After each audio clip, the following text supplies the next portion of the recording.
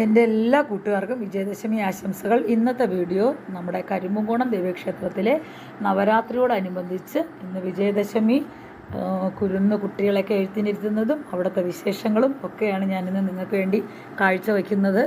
അവിടെ അമ്പലത്തിലെ ഒത്തിരി വാഹനങ്ങളും ഒരുപാട് കുഞ്ഞുങ്ങളുടെ ബുക്കുകളും പിന്നെ ഇൻസ്ട്രുമെൻസുകളും ഒക്കെ തന്നെ ഉണ്ടായിരുന്നു. ഒത്തിരി പേര്. ഞാനും എൻ്റെ ചിലങ്കയും എൻ്റെ കുഞ്ഞിൻ്റെ ഒരു ബുക്കുമാണ് ഞാനും കൊണ്ടുവച്ചത്.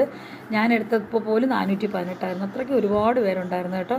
അമ്മയുടെ ആ ചൈതന്യം എനിക്ക് തോന്നുന്നു എന്നത്തെക്കാലം ഇന്ന് വളരെ ഭയങ്കര ഒരു പ്രസരിപ്പോടെ ഇരിപ്പുണ്ട്. ഇന്നലെ നമുക്ക് നവാഹം തീർന്നതേ ഉള്ളൂ. നമ്മുടെ യജ്ഞാചാര്യൻ എന്ന് പറയുന്നത് എൻ്റെ വീടിൻ്റെ തൊട്ടടുത്തുള്ള എൻ്റെ ദേവീ മഹാത്മ്യം പഠിപ്പിച്ച ഗുരു തന്നെയാണ് സുരേഷ് രാമചന്ദ്രൻ ആലപ്പുറം.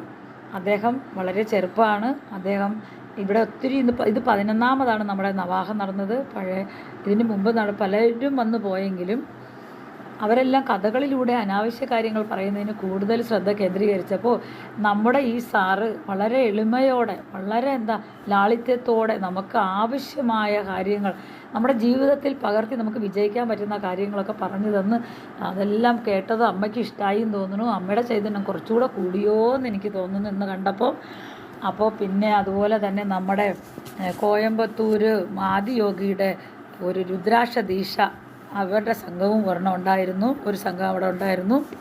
അപ്പം നമുക്കെല്ലാം അതും ഒരു ഊർജം നമുക്ക് ഭഗവാനിലൂടെ തരാൻ പറ്റുന്ന ഒരവസരം അവർ സംഘടിപ്പിച്ചിരുന്നു. അതും വളരെയേറെ വളരെ വളരെ നല്ലൊരു കാര്യമായിരുന്നു. ഞങ്ങളെല്ലാവരും ഇവർ പലപ്പോഴും വരാറുണ്ട്, എനിക്കുണ്ട്. എന്നാലും ഞാനും വാങ്ങിച്ചു രുദ്രാക്ഷം. അത് വാങ്ങിച്ച് നമ്മളിടുന്ന പോസിറ്റീവ് എനർജിയാണെന്ന് അവർ തന്നെ പറഞ്ഞു. അതും കറക്റ്റാണ്. അങ്ങനെ അതിൻ്റെ ഒരെണ്ണം ഉണ്ടായിരുന്നു. പിന്നെ ഒത്തിരി പേരെ കുട്ടികൾ പൂജ എന്താ പറയുക അക്ഷരം കുറിച്ചു. ഹരിശ്രീ ഗണപതായേ നമ എന്ന് കുറിച്ച് എല്ലാവരും സന്തോഷത്തോടു കൂടി അവിടെ ഇപ്പോഴും നിൽപ്പുണ്ട്. ഞാൻ വന്നപ്പോഴും അവരെല്ലാവരും അവിടെ നിൽക്കുന്നതേ ഉള്ളൂ. ഞാനിങ്ങനെ പോന്നു. ഒത്തിരി ആൾക്കാർക്ക് സന്തോഷം. പിന്നെ പായസവും പിന്നെ അവിടെ അതിൻ്റെ പൂജാപ്രസാദവും ഒക്കെ കിട്ടി കഴിച്ചു. ഞാനും പൂജ വെച്ചിരുന്നത് എടുത്തു. ഇവിടെ വന്നാണ് ലളിതാ സഹസ്രനാമം വായിച്ച് ആ പൂജ ഒരു വ്രതം മുറിച്ചത്.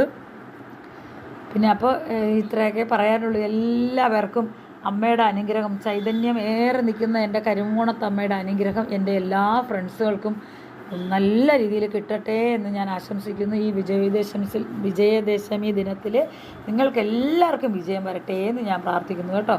എല്ലാവർക്കും വേണ്ടിയിട്ട് ഞാൻ അമ്മയോട് പ്രാർത്ഥിച്ചിട്ടുമുണ്ട്. അപ്പോൾ എല്ലാവരും വിജയം ഉറപ്പാക്കിക്കൊണ്ട് ഞാൻ നിർത്തുന്നു. ഇന്ന് ഇത്രയേ ഉള്ളൂ.